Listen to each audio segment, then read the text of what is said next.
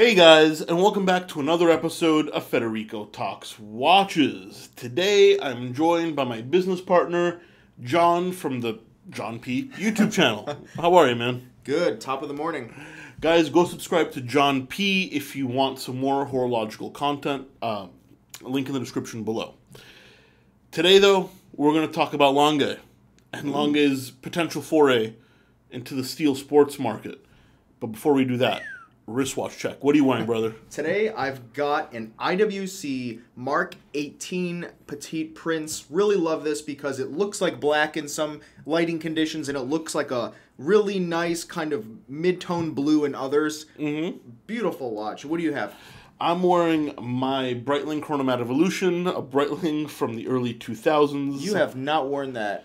Very little. But, so often it looks good. I think it looks good. I think the brown and panda looks good with the gray shirt. By the way, don't get crazy. This is available at delraywatch.com, but I might add it to my collection because the blue. Well, yeah, lots of stuff available at delraywatch.com. White gold Piaget Altiplano, IWC Le Petit Prince Mark 18. We just got a vintage Omega Genève. Oh, man, lots of tasty, tasty watches at delraywatch.com. Link in the description below. Something for everyone. But yeah, okay, guys. So essentially, this is what's going on. There's been rumors that Lange is coming out with a steel sports watch for the past couple of years. I said it was never going to happen. Realistically, up until a couple weeks ago was the last time I said it was never going to happen. I think you actually said that a few weeks ago. I did. I literally did on video. But Lange has been teasing a few things on their Instagram. 3 pictures, which I'm going to put up here so you can see what they're talking about. Sure. The first one, I can tell you, it looks very much like stainless steel. Just the grain of it, the logo. The second one, you can see it's a blue dial with a sporty kind of looking dial, applied markers. Uh-oh. The third one, much more information. You can see 120 meters water resistant on what looks to be a steel case. And you can see kind of a lug with what looks to be the beginning of a bracelet. So essentially the rumor here is, and it seems to be confirmed, so sorry for the clickbait, even though it's 99% sure, it seems to be Lange's coming out with a water-resistant stainless steel sports watch in blue. Blue dial sports watch, hey? John, I certainly have my opinions about it, but you've recently done a video about the Chopard Alpine Eagle and blue sports watches in general.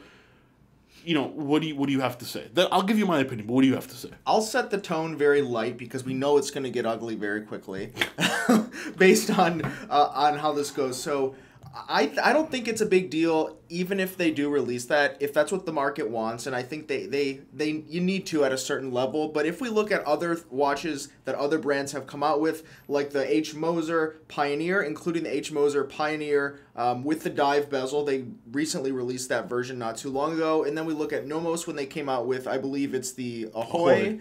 And then if we even look at something like the Rolex Datejust, I don't think that for that water resistance and necessary, some of the characteristics that sports watches have for someone to necessarily jump in and be thrown into kind of the Genta-esque category that some people on the internet may be thinking that's happening. That's certainly what I'm thinking. I'll preface this by saying I love Lange. I've called them the best brand in the world more than once. I believe the quality is there. And I understand that Lange is a business and you need to make money. Okay, I get it. But at the same time, if it is what it looks like, and this is not 100% sure, we're going off these little scraps from Instagram, but if it's a stainless steel blue dial sports watch with an integrated bracelet, I just think not only is Lange late to the game, and Lange may make a great watch. I'm telling you, the watch is gonna be good. Because it's made by Lange. The quality will be good. However, I'll still be disappointed. I mean, why? Why do they have to copy and do what everybody else is doing? I mean, it's obviously a money grab. I can tell you, obviously the engineers at Lange very likely wanted nothing to do with this project. Sure. Because this is not a high complication, it's not a noble metal, it's not what Lange does. If it is what it is, it just feels like something they had to release to put on their balance sheet a few sales, and it might be as good as it will be, the timing just makes it feel like another corporate, heartless release. Unfortunately.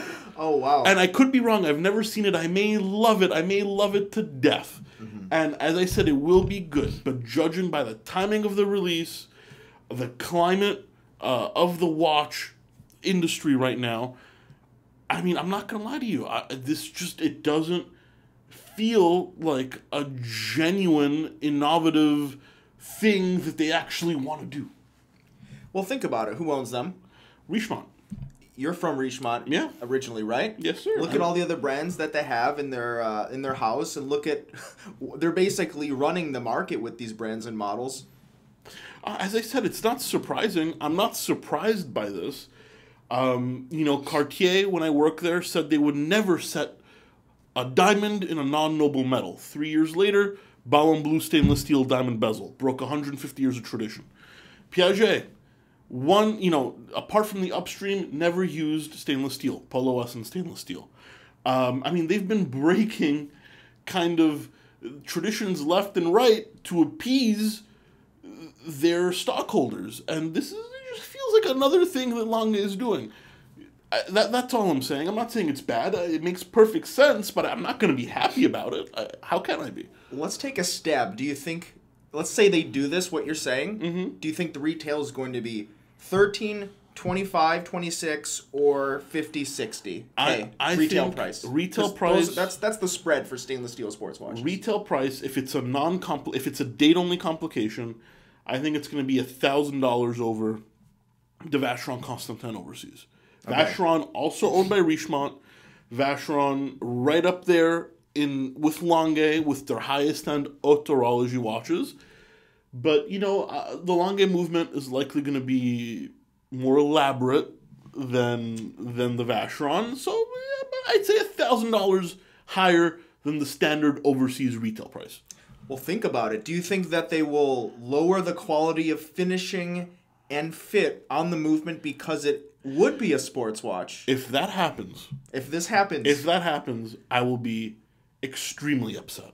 Lange is maybe not the one, but one of the very few brands on earth that decorates their entry-level Saxonia just as well as their Richard Lange Tourbillon Turbograph.